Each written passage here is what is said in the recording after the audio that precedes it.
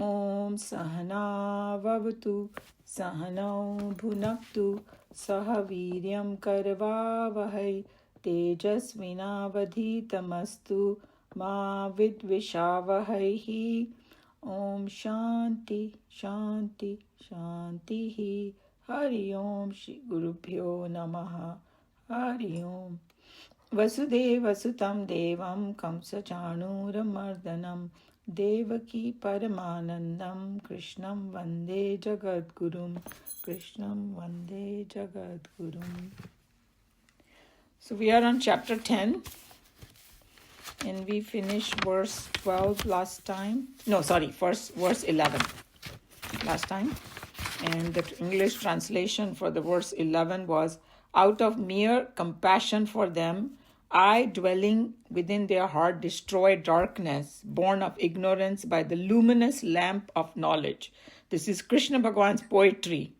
He's saying that how out of compassion, the people who are walking this path and working really hard and doing everything that he mentioned, then he's dwelling in everybody's heart, so he destroys the darkness which is born of ignorance.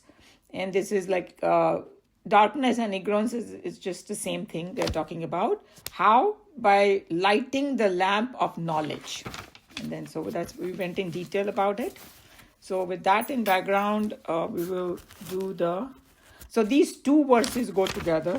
So there's Chinmayananji has a commentary together, so we will do two verses today. Verse 12 and verse 13.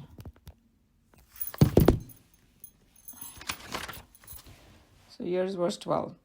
Param Brahma Param Dhama Pavitram Paramam Bhavan Purusham Shashvatam Divyam Adidevamajam Vibhum. Param is supreme. We know that Param. We have heard this word so many times. And Brahma, now we know Brahman. Again, Param word is coming. Dhama. Dhama means abode, where you live. Pavitram, purifier. We know this word very well. Paramam. Paramam and Param is the same. Bhavan, you. Purusham. So here the meaning is very deep of this word, and when we do the explanation, we will see what it means exactly. It's not like Sri Purush Wala Purush here, much deeper. Shashvatam, eternal. Divyam, we know Divya, divine. Adi Devam, primeval God, or the first one, जहाँ से सब कुछ आया है, उसको बोलते हैं आदि देव. Ajam, unborn. Vibhum, Vibhu word omnipresent, was everywhere. So, and when I did the verse, I forgot to say Arjuna Uvacha. So Arjuna Uvacha, because Arjuna is speaking. Most of the time Krishna Bhagavan is speaking, but this is Arjuna Uvacha, Param Brahma, Param Dhamam. So like that we have to say. And again, this one is also Arjuna Uvacha. Arjuna Uvacha Ahustva Mrishaya Sarve Devarshi Naradastatha Asito Devalo Vyasaha Swayam Chaiva Bravishime. Ahuhu is declared, Tvam is the, Rishaya, the rishis, Sarve is all, Devarshi, Deva rishis, and we will see what it means. Narada, everybody has heard of Narad. Every Indian knows who Naradji is. Tatha is also Asitaha. Asita is one of the rishis. We have not heard of him too many times, and we will see there's some explanation why Asita and Devalaha. There are these two are rishis that we have not heard much about, and Swamiji had some reason why they chose this and all that. Vyasa, everybody knows. Vyasji is the one who did this Bhagavad Gita also, because it's part of Mahabharata. He did Mahabharata. Swayam, yourself. Cha, and. Eva is even. Bravishi, say to me. He's saying that all these rishis have said all these nice things about you, Parabrahma, Paradhama, Pavitram, and all that. And you are also telling me. So this is the context over here. And now you're telling me also. So from everywhere is the same thing. That's what he's saying. He is trying to confirm, I think. In his mind, he's processing everything. So we'll start with verse 12, the explanation. So just to go back just a little bit so we have the right context, that Bhagwan had earlier said that whoever understands me means with the tattvataha, means by essence, that person becomes free of bondage. In this chapter he has mentioned all those things. And then how do I understand Bhagwan? He said that you have to constantly think about me in various ways. Dedicate your life to me, discuss about me, teach about me. Me has a goal, and all those things he said in so many verses. Learn about me and all that. And basically what have this connection, constantly reveling in me. That's what the whole idea was. So he's saying, once you do all that constantly, I will give you the knowledge, according to him. That was one of the verses. And then the last verse that we did was, with that knowledge of your darkness of ignorance will be destroyed. This was the highest thing that can happen. But, when we are on the path, we have lots of tips how to continue on the path. And then, what does that mean when he says that we'll get the experience. We will recognize ourselves as Brahman or oneness with the Brahman. Several ways you can look at it. So in this chapter now, Bhagwan had spoken for 11 verses, right? Now, Arjun is asking, and he actually has some questions in his mind too. But before asking those questions, he is creating a foundation that, hey, before I ask, first I want to say how I feel about you and all that, Like when you are asking somebody a question, and if you have a lot of reverence for them, you mention that. So now he's getting all that reverence. But he's still confused, obviously, just like when we are on the path, so many questions we have.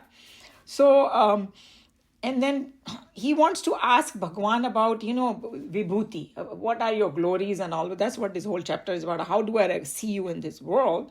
And Bhagwan had already mentioned earlier few of them about that, hey, all emotions also come from me, all the Saptarishis come from me. Hint to usko already de diya tha, And but he wants to know more elaborately. That's the whole idea, And that because Bhagwan ने बोला ना कि तुम मेरे बारे में सोचो, मेरे बारे में मेरे को अपना गोल बनाओ, revel in me, satat yukta naam all the time. So he wants to know, how can I, if I have to fight the war, I have to do all this work, how can I think of you all the time? He wants some more tips.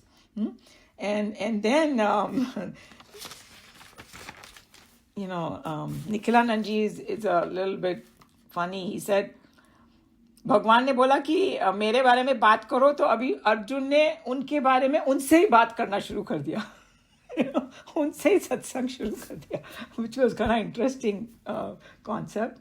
So now what is happening is here Arjuna is addressing him at all these different names. Okay, he's calling him Param Brahma, that you are that supreme Brahma.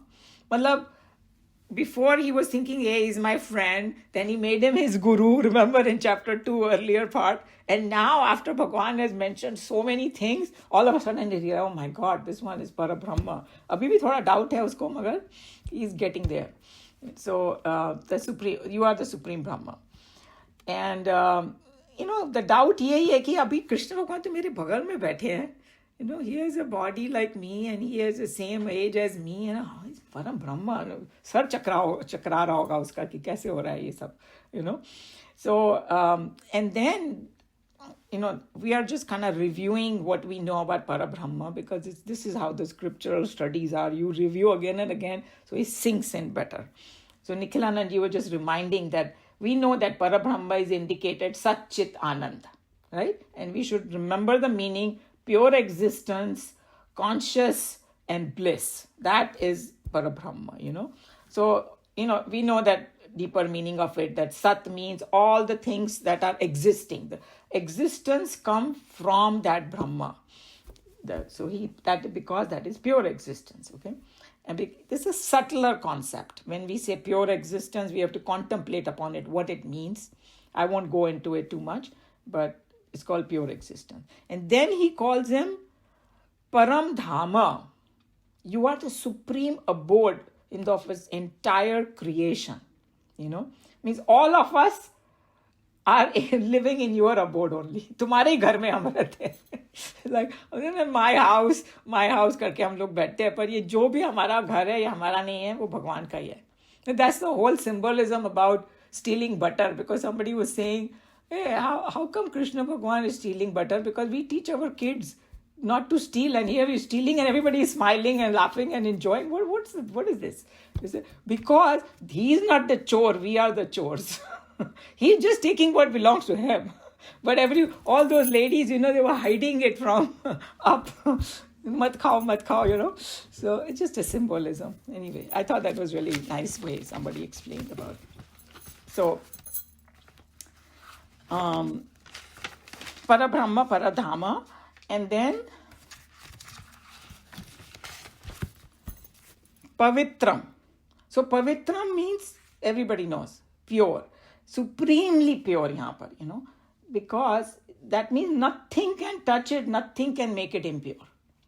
Like people have Shraddha for the Ganga water. Some people will, जिसको श्रद्धा है उनको पूछो जाके, बोले कुछ भी डाल दो उसमें, गंगा सबको पवित्र कर देगा. मतलब उसमें डेड बॉडीज भी लोग मतलब एशेस डालते हैं, डेड बॉडी. समटाइम दे से कि it is not even fully done and all kinds of things happen, but somehow when they take the water out and they keep it in their home, bacteria don't grow in it. So, people are so totally puzzled. Jinko Shraddha hai, there may be some scientific explanations are also there. Pavitram, nothing can make it impure. But here we are talking about Bhagwan. And then it also means divine, divinely pure, you can say, And because God is that embodiment of divinity itself. All the divine things are coming from Him only. That's how it is. And then the other thing is, he said, Purusham is the next word. So Purusham, here the context is Purush and Prakriti. That's how we say it. Purush means, the actual Sanskrit meaning means that which pervades everything. That's one meaning. And another way it's coming, the Purusha word is from Pur. हम लोग बोलते हैं ना, Hastinapur, Nagpur, Kanpur means a city. That's what it means. So what it is the whole world, the whole cosmos is a Pur, is a city for whom? For Bhagwan. This whole thing, he lives in this whole cosmos because he pervades everything. It's such a beautiful thought, right? Where this word Purusha has come, that the one who lives in a city is Purusha. And here we're talking about Bhagwan, the ultimate Purusha, who is everywhere, So that's how Purusha, I thought it was a very beautiful meaning. Shashvatam, this is a very typical Sanskrit word, means eternal. So this is another, there are many different words for eternal. This is one of them. Nityam is another one, which is all the time there. Nothing can destroy it, Usko bolte Shashvatam. And then here, Krishna Bhagwan had used, for sansar, he had used the word ashashvatam. Here, one of the verses before, very famous one, Dukkhalaya and ashashvatam, for this world. Bhagwan is opposite of that, Shashvatam. That's how it is. And then eternal also has a meaning, the one that does not die. Or who is, third way to look at Shashvatam is the one who is not touched by time. Timeless, the one who is before time. Time doesn't affect this entity, Or uska or further meaning leke aao Shashvatam ka, the one who remains free from all changes and modification. Koi change nahi aata hai, koi modification nahi aata hai, So this is how. And then again he says Divyam. Divyam we all know, divine. You are divine. Divinity is coming from you only. And then the next is Adi Deva. Like we have heard, Devon ke Dev Mahadev. So you are the one जो देवताओं के भी पहले आया है. You are the first one, and उसको आदि देव बोला गया है. Beginning of everything. All the devtas, we know. We are studying Taittiriya now. We saw how the elements come from Brahman. So all the little devtas, they were coming from you only. That's Adi Deva. I mean, अभी अर्जुन सारे words जो उसने सुने थे ना, वो सब बाहर निकाल रहा है अभी. अब उसके लिए ये वर्ड रियल हो रहे हैं अभी. पहले खाली bookish knowledge थी, is becoming real for him now. And then he calls him Ajam. I think these are very beautiful words to meditate upon. Such beautiful words, This verse, we should all memorize it because it's so nice prayer for Bhagwan. So Ajam is that Divyam Adi Devam ke saath jata hai. Ajam, it means you're not born, meaning so everything is born from you, but you are unborn. See what I'm saying? Everything comes from you, but you are unborn. And then the last one is also amazing. Vibhum. Just अपना नाम होता है ना हिंदी में किसी किसी का विभा, वहां से आया वो वर्ड. सर्वव्यापी, सर्वत्र विद्यमान, everywhere, So even though you are unborn, you appear as everything. The whole world is a Bhagwan himself. So that's how Vibhum is. So Purusha and Vibhum have a similar meaning, but all these meaning flow into each other. You see, one leads to the other meaning and all that's really beautiful. So he says, these are the things that Arjuna Uvacha, he's telling Bhagwan all these things. And you can call it, he's praying to him, you can call him, he's praising him, whichever one you want to say it, and we discussed that there's a difference between chapter 1 and 2, and now his attitude and understanding is getting deeper about, that's the whole journey. When you say, no, you should think of Bhagwan all the time, until you know who Bhagwan is, you cannot. So these words describe him. How can you not think about him? Because he's everywhere. So whichever way you want to look at it. And he's so fascinated now by Krishna. So that's why, what Nikhilanandji was saying, that before even asking and requesting anything, because he's going to ask him a lot of questions, he wants to first praise him and then say, So this is what this verse is. Any question on any of the words or any comment, or anybody want to add anything? Only one question. Yes. Is he praising him, or is he looking at all the qualities in him? So all the different Swamis will say different things, what he's doing. And it is to your imagination, what he's doing. You can call it praise, you can call it prayer, you can call it, he's recalling that, because in the next verse he will say, Sare Rishi Muni bhi yahi bolte hain.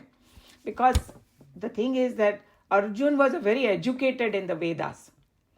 Because when we read Swamiji's commentary, he will talk about it. Sometimes, when the Gurukul and all that, you might read about the Vedas and all that, and you might know everything intellectually, but tumhara experience nahi hua hai abhi.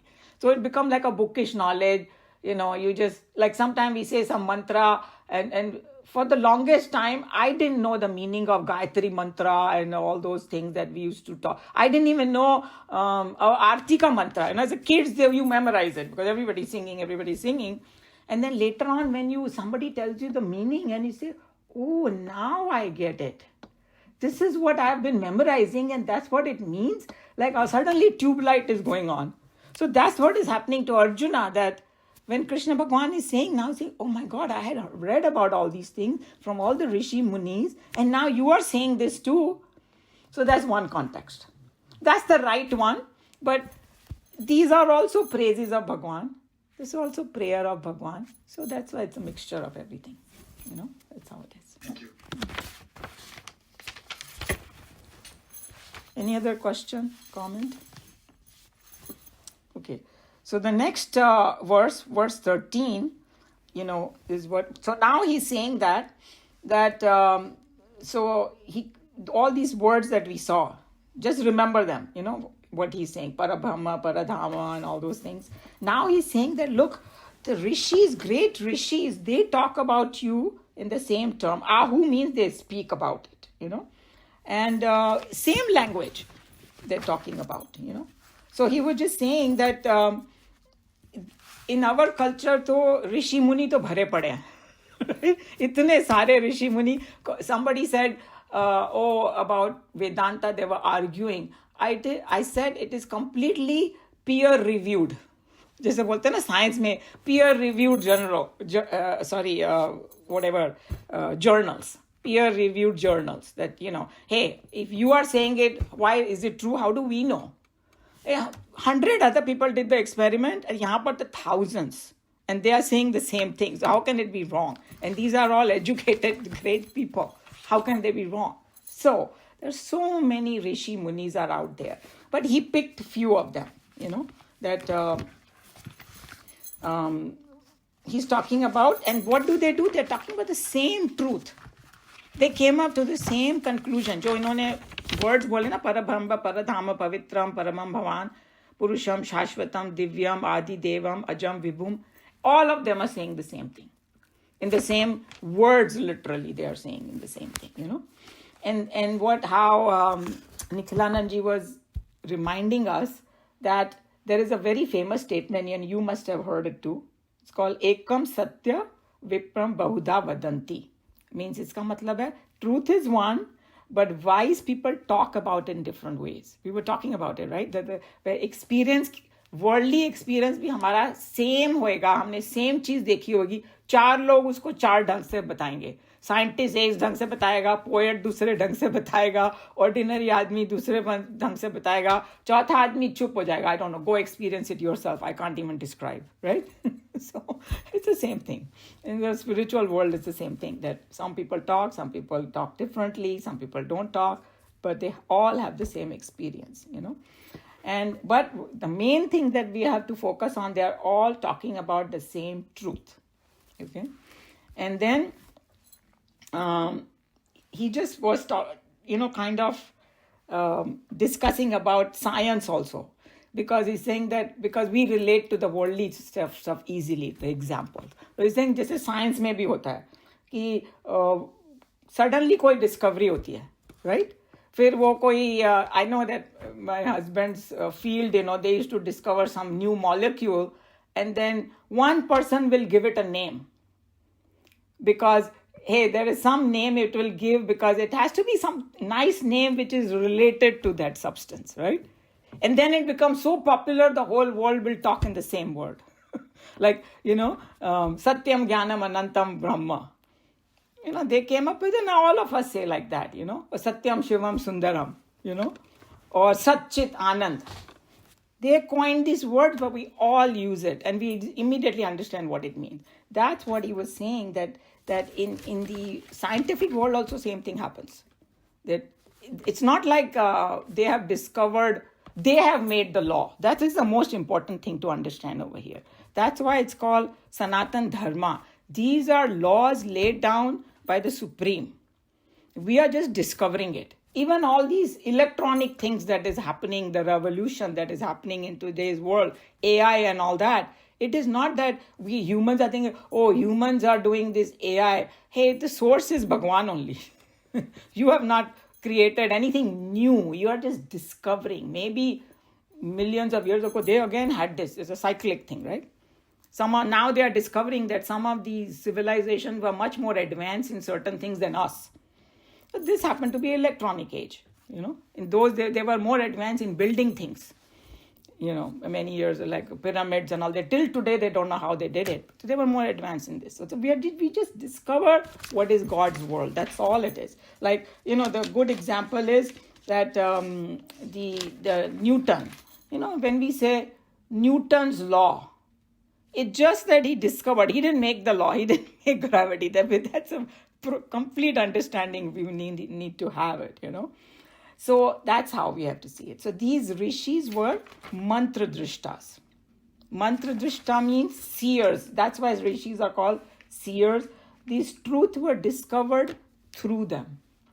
It's already there, but because of their purity and all that, and it was discovered through them. And so that we have to remember when he said rishi. And then many rishi, plural usne bola, many rishis did that. And then he discussed which were the couple of names he gave. Devarshi Narad, like I said, everybody knows who Devarshi Narad is. And then I don't know whether you know exactly why he's called Devarshi, because he was a Devata also. He was not from the earth. He was from, like all those Swargalok ke jo Devta hai na, Surya Devta, Chandra Devta. So he was also one of the Devtas only. Or Devta plus Rishi is called Devarshi. That's how we say Devarshi Narad. So this is how it is. And then he was explaining Nikhilanand ji that I thought that was interesting. And ऐसे आपने नाम सुना होगा, राजर्षि बोलते हैं उसको. विश्वामित्र को बोलते थे राजर्षि, because he was a king and he became a rishi. So राजर्षि हो गया, right? Then there are Brahma rishis. Like Brahma rishis means he was Brahman by birth, and then he became a rishi, so Brahmarshi. So Brahmarshi, Rajarshi, Devarshi. That's how these words come. Because we get so used to this, we don't think about why they are called like that. So he's Devarshi Narad. And then he's saying that Devarshi Narad also calls you all by the same name. And then he was just reminding, because I thought that was interesting, because Naradji is so popular, but who is he? He's supposed to be the Manasaputra of Brahmaji directly. Brahmaji, gave birth to him through his mind, because when it's Svargalok mein, they don't have like a human body like us. It's a more subtle bodies. And then he was just reminding that Naradji is a very fascinating missionary. बोलते ना कि यहाँ पर हम लोग convert नहीं करते वैसे किसी को फोर्स करके, ट्रिक करके, बट नारद जी राक्षसों का भी मन चेंज कर देते थे. Like the whole story of Prahlad, he was actually the son of a demon, right? Hiranyakashipu. But when his wife was pregnant, there was a big story, so I won't go into it. Devarshi Narad gave shelter to, because she was chased by some bad guys or something. I don't exactly remember the story, but I know that when Prahlad was in the womb, she was staying in Naradji's ashram, and so Naradji used to always sing the glories of Narayan, right? We know that in the story, Narayan karte rehte hain. So the child in the womb became connected to Narayan. That's how Prahlad, when he was born, he was a devotee of Narayan, because Naradji ka influence tha wo. So just interesting story, So anyway, so what he was saying about Naradji, Nikhilanand ji, that his mission was सबको भगवान का भक्त बनाओ.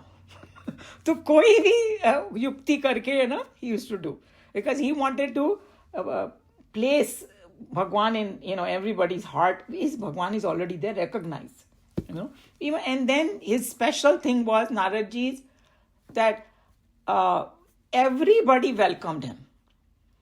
Even though he was Devarshi, and then the Rakshasas did not like Devatas, they always fought with them. But when Naradji came, Aiye Maharaj, they had a lot of respect for Naradji. They would listen to him, because they knew that he didn't have any ulterior motive. उनको कोई सिंहासन पे नहीं बैठना था नारद को, right? He's a rishi muni को सभी प्यार करते हैं, because they have this oneness feeling, and he didn't discriminate. ये राक्षस है, ये सबके मन में वो जाना. So that was very important point, So he was thinking about everybody's welfare. And then, which I found it very interesting, so I'll share it with you. What does the word Narad mean in Sanskrit? Which I didn't know, which I learned because I was doing all this. That it seems that Nara word means knowledge of God, right? And Nara, the means to give. So Sanskrit में बोलते हैं naram dadami iti Narad. The one who gives knowledge of God to others is Narad. So अपने language में ना जो भी नाम भी होता है उसका इतना beautiful meaning सबका होता है, and once we know, it kind of warms our heart that how they got it. So he's saying he's also talking about you like that. And then, so Narad ji ka to sabhi ko malum hai. Then he used the word Asit and Deval. So these were not very popular rishis, and they were mentioned in Puranas, it seems. Not in the Upanishads में नहीं है उनका नाम. Upanishads में दूसरों का नाम है सभी का, but इनका नाम नहीं है. So there is a theory. Swamiji was saying that maybe Vyasji was trying to popularize the Puranas. That's why he mentioned that, because he wrote Puranas also, Vyasji. And I came up with some theory. No, it's just telling you, the thought came to my mind, not theory. I shouldn't say that. The thought came to my mind that Arjuna was saying, जो popular ऋषि है वो भी आपको ऐसे बोलते हैं, और जो non-popular है वो भी बोलते हैं ऐसे, और आप भी बोल रहे हो. सब तरफ से cover कर लिया, right? That's what it is. And Ved Vyasji we already know, and whoever doesn't know, he's also considered Bhagwan ka avatar. Some people call him Bhagwan Ved Vyas, because what he did a very significant thing, that he compiled all the Vedas. He did not write it, because Vedas are revealed to so many different Rishi Munis over the period of time, and they were all haphazard before 5,000 years ago. So he compiled them and organized them and into 4 different Vedas. Everybody knows the Rig Veda, Yajur Veda, Sama Veda, Athar Veda. He was the one. And then he wrote Mahabharata history. And this is part of this. And another very, very important thing he wrote is Brahma Sutra. So when they talk about, Vedanta, if we have heard of the word Vedanta, they said there are 3 things of Vedanta: Bhagavad Gita, Upanishad, and Brahma Sutra. These are the 3 foundations based. Vedanta, when we say, is based on these things. That is very important. And then we already know that Vedas are not written by any human, but they are revealed. Everybody should know that. And then, I already talked about the Newton ka thing. So this is what it is. So he's just saying that look, Rishi Munis are saying that, and he mentioned all these people, and then you are saying now the same thing to me, right? And that you are the originator of the entire creation, everything is pervaded by you, everything is functioning by you, and you are speaking about yourself as Parabrahma now, So now what is the significance of all this? So what the way Nikhilanandji kind of expressed it is that one thing is to hear. अच्छा मैंने ये सुना है, ऋषि मुनि से, अब आप भी बोल रहे हो, but question is, क्या तुमको उसमें श्रद्धा है या नहीं? So Arjun is saying, yes. These are just hidden meanings of these things. Yes, I do have shraddha, because the next verse will express his shraddha. That's how he presented it. And when we go to Swamiji's commentary, he's going to have many other points to cover, about these 2 verses. So this is what it is. Any question, comment? Or anybody wants to add anything about this verse 13, about Rishi Munis and all that?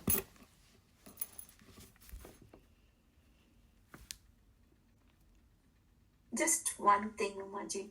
He had all the knowledge, Arjuna. So it seemed like that was Gyan, he heard that. He heard all the rishis. And when he actually got it from the Lord, it was a Vijnana, that it just came, everything became true.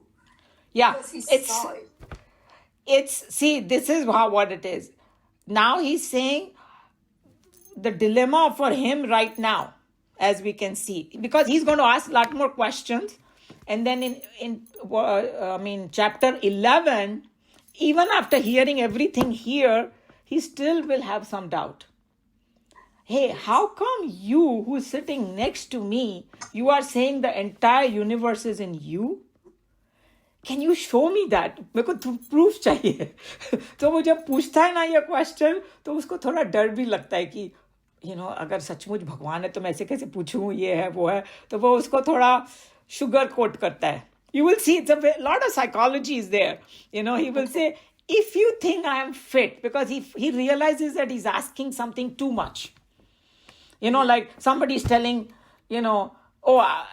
suppose this electric equipment is there. A hypothetical example that some villager comes from somewhere and say, I don't believe in electricity. तुम बोलते बिजली है, दिखाओ मेरे को बिजली. तो Swami ji joke करते हैं, बोले कि उंगली डालो उसके अंदर तो पता चल जाएगा. Or somebody say, another joke is very funny. He said, somebody says, okay, there is a law of gravity, and says, I don't believe in law of gravity. So I say, okay, just go to the 5th floor and put your one leg down and lower it. When you're going to get out, you will know the law of gravity. You might be dead. But, So anyway, so coming back to it, it is becoming more real to him slowly. Yeah, It is becoming his own experience slowly. It's like chipping away his doubts now. Yes. So that's how it is. There's a lot of psychology in it. Yes. Any other comment, question? Okay. Any Anybody volunteer to read? It's a long one, so maybe 2 people can read. No, it is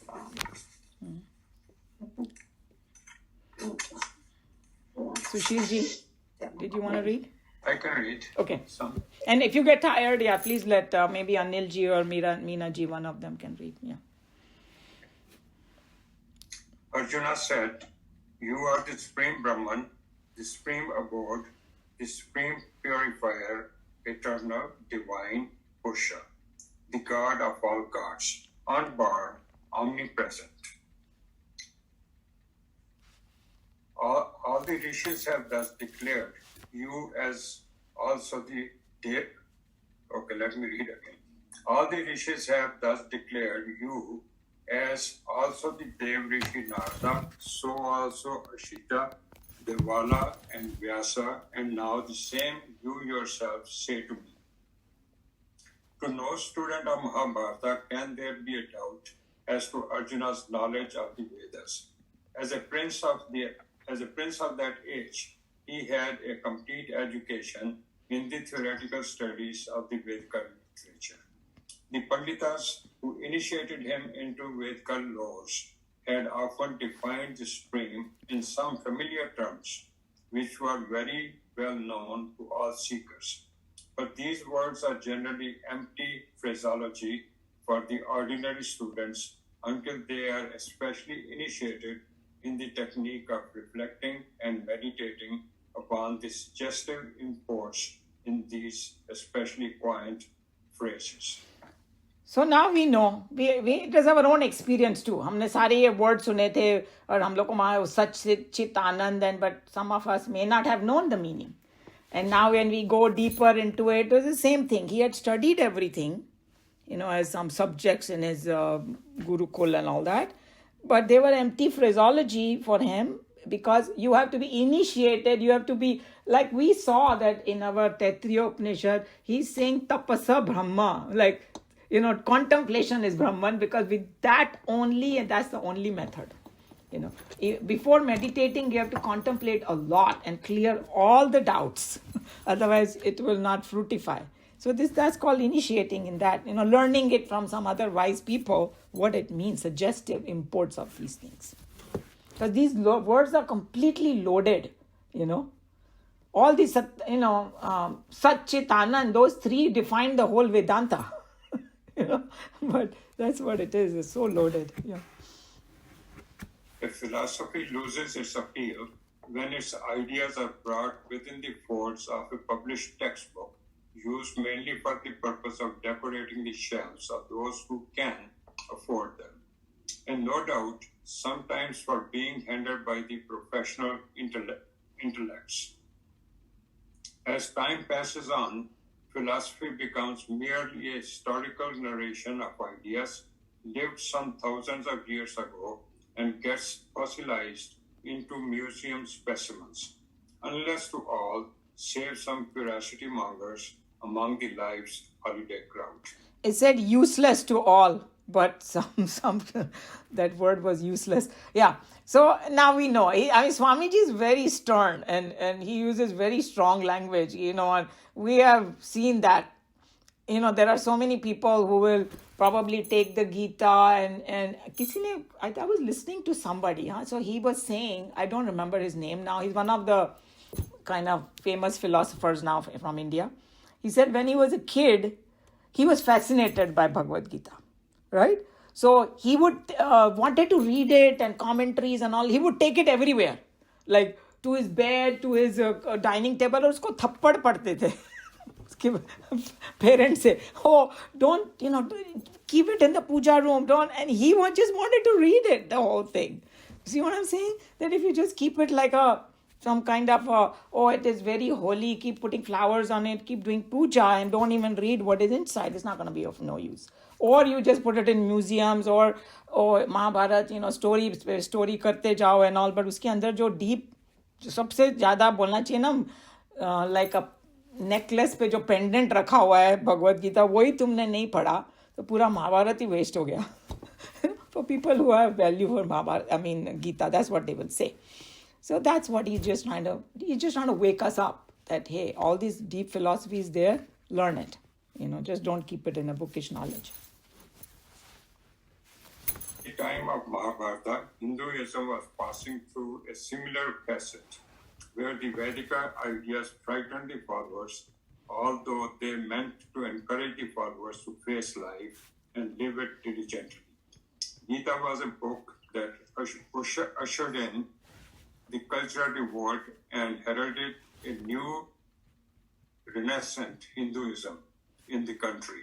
Here, Arjuna is a typical representative of the confused and the confounded members of the society, overfed with unintelligent knowledge, vaguely repeated, least understood, and rarely appreciated. Does that ring a bell with everybody?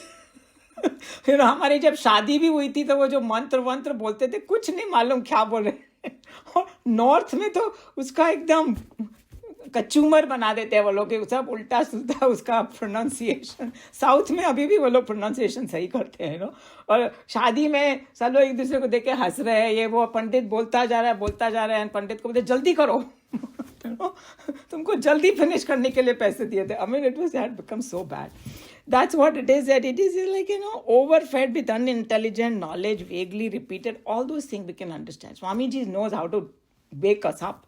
So you're just saying that even in Mahabharata time, Arjun was so-called educated in Vedanta, but deep inside he was confused about everything, And so Krishna Bhagwan is bringing this concept, redefining it in a way in Bhagavad Gita that Arjun could understand so that we can understand.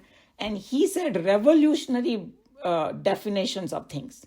Like sannyasi, he said the one who has risen above likes and dislikes is sannyasi. So you can be sitting in downtown with a 3-piece suit, but if you have risen above your likes and dislikes, you are a sannyasi, rather than somebody just wearing an orange robe and sitting in a gufa, but he has all kind of calm, krodh, lobh, moh. He's not a sannyasi according to him. See what I'm saying? And so many different things he talked about, that total revolution of ideas, so that, you can understand the true import of what Vedanta was trying to say. That's what he's trying to wake us up. Here, Lord Krishna, a vital, pulsating man of perfection, a typical child of perfect Hinduism, is declaring the old values of life and theories of existence through Arjuna to his generation and his followers forever. An intelligent restatement of the old dead ideas, revitalized and reborn. In Gita, the dead words of the Vedas sprang up into life when they come from the lips of Krishna, each dynamic in its message of practicing living in the world and together in their total effect. Throw a clear light illuminating the path of gaining through life a contact with the beyond. These new contents, packed in the old Vedika phraseology, have surprised the Pandava hero, and he is expressing his wonderment in these stanzas. So it is the same idea, right? Like an intelligent restatement of the dead ideas, revitalize and reborn. That's what it is. The whole thing is about that. And I was just thinking about the word yoga also. There's so much confusion about what it means. Some people call it a religion, it's this, it's that. And Krishna Bhagwan ne 5-6 different definition diya. Yoga is balance of mind, yoga is dexterity in action. It is like sanyog, viyog wala wo jo ek hai, getting away from attachment to the dukkha. कितने सारे उन्होंने योगा के बारे में, बुद्धि योगा के बारे में बोला. If you read all Krishna Bhagavad, you will have a fantastic idea of yoga, what yoga means, because you won't be confused at all. So that's what it is like. And then through these definitions and all that, we have a contact with the beyond, because it's a very subtle subject, So through his explanation, you have some chance now to connect in the beyond, because it's more palatable, more understanding. Because, we saw that in the Upanishads, it's difficult because it's said it in a very curt manner sometime and all that, and it's not put together very clarity. But here, if somebody does Bhagavad Gita with a systematic, all 18 chapters, you will have beautiful idea about God, and you will have a great connection. Many of your doubts will get cleared. So that's how Arjuna is also in that same journey, and his doubts are slowly getting cleared, and he's at wonderment because his words se lag raha hai, right? He's in like an awe, like with all these things. Yes. Arjuna confesses that he had been already taught through the Vedika passages that the great seers of old had indicated the infinite, the eternal, through suggestive phraseologies such as the supreme Brahman, the supreme abode, the supreme purifier, the eternal Brahman, the self-luminous Purusha, the first Deva, the birthless and the all-pervading. In all these cases, he had heard them only as attributes of the truth. But when he heard in his own presence the same phrases used by Krishna in the first person singular, he, the son of Kunti, feels himself lost, not knowing how to comprehend that Krishna, his charioteer, is the source of the whole universe. Oh, this is where the paragraph ended. Yeah. So we know that the whole verse he's talking about, verse 12, translated into English, Supreme Brahman, Supreme Abode. We did the whole thing in detail. So, and obviously that we, like Meena ji and I were talking about it just now, that he's just wondering, how can this Krishna who's saying, now he's saying me. जो ऋषि मुनि थे वो तो बोलते भगवान के लिए बोलते थे. अब he's saying I am that. How can that be? So इसलिए वो थोड़ा confounded and confused हो रहा है. Yeah. As practical man of the world as Arjuna was, he needed more data, and we will discover that in order to satisfy this demand, Krishna supplies enough information in this very same chapter. But instead of satisfying Arjuna, it only sharpens his curiosity and compels him to demand from Krishna a demonstration with experiment, which is also given by Krishna. In the following chapter, yeah. So I already discussed that, but I will just repeat. So in this chapter, he's basically asking Krishna, you are saying that you are everywhere in this world. Tell me, show me how I can see you in this world, right? So then Krishna kind of obliges him and tells him. At the end of the chapter, he got a lot of data, but he was not completely satisfied. Because, Krishna Bhagavan said that the whole universe is in God and I am that. So he's saying, show me. And then Krishna Bhagavan shows him. And then it was like Sarva Priyananji who said, he demanded something from Krishna. Maybe he should have not demanded, because after Krishna Bhagavan showed him, वो थर-थर कांपने लगा. His mind could not handle, because he showed the creation, sustenance and destruction. Destruction part is not easy for us, our minds to kind of grasp it. हम लोग को मालूम है, even with the natural forces, when things happen, it's so hard to swallow for us. और यहाँ पर वो पूरा, जो डिस्क्रिप्शन होएगा ना, वो जिसने भी गीता पढ़ी है, इट इज जस्ट लाइक कि ये लोग, जो लोग दुष्ट लोग थे ना, उनके मुंह में जा रहे थे और उनके दांत से ना वो चूर्ण बन रहे थे. इमेजिन, सभी लोग ऐसे. उसने बोला दिखाओ मुझे, तो उन्होंने दिखा दिया. कि क्या हो रहा है. On one hand it sounded very crude, but on the other hand we look at it from a different angle. That, hey, we all come from there and all merge back. That's it. So, but I'm just saying that's why Sarva Priyananji made that comment. कि पहले तो उसने बोला कि मेरे को दिखाओ, फिर वो हैंडल ही नहीं कर पाए. फिर वो उसने प्रे करके बोला, please come back to your, वैसे ही मेरे साथ बैठ जाओ आप. Like my friend, I want to see you like that, So anyway, that was interesting. Yeah. The ancient seers mentioned here, Narada, Asita, Devala, and Vyasa, cannot be very familiar to the students of the Upanishads. Vyasa perhaps deliberately quotes these rishis of the Puranas rather than the seers of the Upanishads to popularize the Puranas, or perhaps he wanted to refer to only those people who have not the authority to assert the Supreme as their own nature, but can only quote and describe the Supreme as an objective destination to be reached when certain conditions are duly fulfilled. So this is Swamiji's analysis that ये सारे देव जो ऋषि बोले ना, they are not from the Upanishad but they are from the Puranas. The one theory is that he was trying to popularize Puranas, and the other one is that Puranas में they don't go all the way sometimes. I mean, the truth is already there, and Puranas are nothing but what they have done. They have taken these Upanishadic truths and they have embellished it with a lot of stories. So it becomes, people digest because everybody loves to hear juicy stories. कभी भी वो भागवत सप्ताह होएगा ना, 1000 लोग जाएंगे वहां पर सुनने के लिए. कोई उपनिषद की क्लास होएगी तो maybe 50 people might go.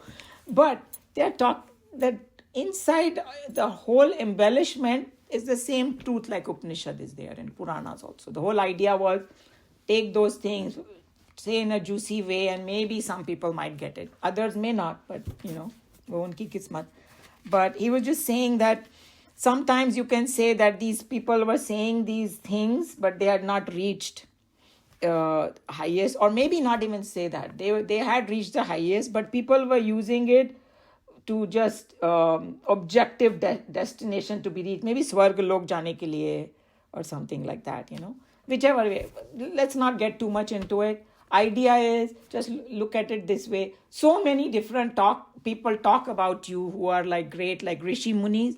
They are also saying the same thing, and that for us, that's where the buck stops.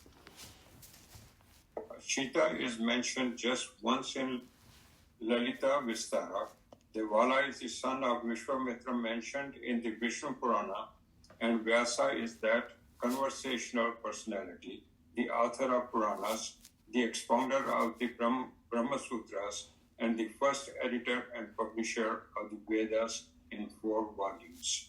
Stalwart research scholars have been spending their lives in discovering and fixing the identity to the man behind the pseudonym Vyasa. It is accepted by a majority of them that he was Krishna. It's Devapyana. Dwapayan, actually. That's how you say it. Dwapayan. Dwapana. Okay.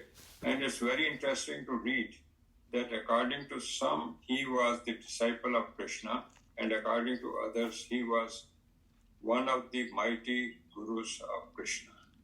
So anyway, he was just saying that, he just telling that who this Devala was mentioned in Lalita Vistara, whatever, some text. I think kuch Buddhism ka text hai, aise kuch hai. Or Vishwamitra ka beta was supposed to be, who the other one? No, Asita was, of Lalita Vistara. Devala was the son of Vishwamitra. And then whoever is curious about who they are. And then we talked a lot about Vyasji. And then some people believe that Vyas is like a title given to different rishis. That's one theory. And this particular Vyasji, and Vyasji matlab, there is some other Sanskrit meaning and all. I don't know exact one, so I don't want to say yet until I know. But this particular Vyasji, his name was Krishna Dwapayan. हम लोग बोलते हैं ना व्यास जी ने लिखा, right? So Vyas ji is like a title given like Indra. Indra is different in different yugas. I hope everybody knows that. Indra is not a fixed. जो भी राजा बनता है उसको इंद्र बोलते हैं वहाँ पे. So it can be one entity, and then in the next yugas it could be somebody else. You can become Indra if you become very pious and all that. So same way, Vyas is supposed to be a title. And this particular Vyasji, who did all these things like compiled the Vedas, wrote the Mahabharata, wrote the 18 Puranas, his name was Krishna Dwapayan. That's what it means. And then he's saying there are 2 different theories. One is saying that he was Guru of Krishna. I mean, कौन हो सकता है Krishna का Guru? He's a Jagat Guru. But just बोलते हैं Leela करते हैं. pretend करे कि है. So चलो उसके अंदर maybe he was a guru, or some people think he's a disciple. It doesn't matter. We know that he's the one who compiled all these things. Those are more important things to know. Arjuna acknowledged and recognized these phrases indicating the attributes of the Lord only as empty and purposeless words, though they had come from accepted great gurus. His actual surprise was clearly expressed in his words. So also you yourself repeat to me. Here the occasion for Arjuna's staggering confusion was how Lord Krishna, a living creature standing right in front of him, whom he knew all these years and was even related to a contemporary mortal, be himself the infinite, the supreme, the birthless, and the all-pervading. You know, like there is an English phrase, not too close for company or something like that. They say, you know, or you take it for granted. You know, somebody who is very, very close to you and has some, you know, great achievements and all that. You don't recognize it because you just look at them as. So he was looking at it. Uske unka relation bhi tha, right? Krishna's sister was married to Arjuna. So in technical words, he is the brother-in-law of Arjuna, right? Both are brother-in-laws. So that's what it is, that he heard all these things and now he's saying, you are saying that to me. Complete confusion in Arjuna's mind. He wants more proof. कोई बोलते हैं ना कि नास्तिक, तो Arjuna was also not totally astic in the beginning. You know, he had his own doubt, which is totally fine. The whole journey is about that, you know, that the removing our doubts and things like that. Yeah. Arjuna looks at Krishna with his physical eyes and he sees only Krishna's physical structure. Krishna has been declaring himself as the pure self throughout the Gita and not as a living member of society. Shri Krishna Paramatman is the teacher in the Gita and not the son of Vasudeva or the lover of the gopis. Arjuna could not comprehend Krishna, the spirit in his preoccupation with Krishna, the friend Krishna, the lover Krishna, the dependable man of intellect and diplomacy. Hence the Pandava prince's wonderment and confusion. So, you know, Swamiji is very clear that Arjuna was like, he had a wonderment, he had a confusion, and he needed a lot more answers, you know. He was not completely satisfied. That's where he is. But so he's just expressing that, okay, you are saying that and I've heard about this. What is all this going on? You know, tell me more. You know, that's what it is. So whichever way you want to look at it. I think it's amazing. It's like a story, right? That's why Bhagavad Gita is so kind of, everybody loves it so much because we see Arjuna's doubt and question, we see ourselves in it, you know. So that's what it is.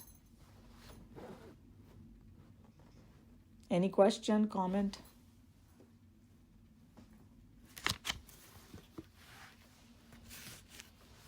Okay. I will close Bhagavad Gita then here. Sarva dharman parityajya mamekam sharanam vraja aham tva sarva papebhya moksha ishyami ma shuchah. Hari Om Shri Gurubhyo Namaha. Hari Om.